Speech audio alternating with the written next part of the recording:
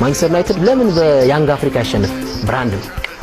ከአርሰናልም ከቼልሲም ከማንቸስተር ሲቲም በፈለገው አፍሪካ ክለብ ቢሸነፍ ስመ ገናናነቱ አሁንም ከፍተኛ ነው ብዬ መሰክራለሁ።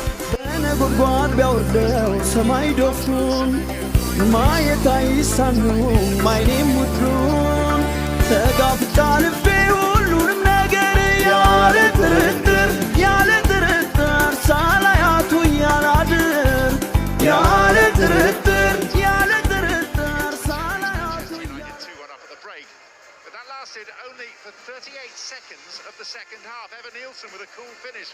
You wouldn't think that he'd been struggling for goals, and it was 2-2. And 6 minutes beyond that, Bournemouth hit the front for the first time. A set piece, Tavernier, goalkeeper a little leaden in the air as the ball was struck. In fact, Tavernier had put Bournemouth 3-2 up. Into the final quarter of an hour. A carbon copy free kick at the other end, this time from the right foot of Bruno Fernandes, a beauty for 3-3. And that was a prelude to the goal that gave Manchester United the advantage again.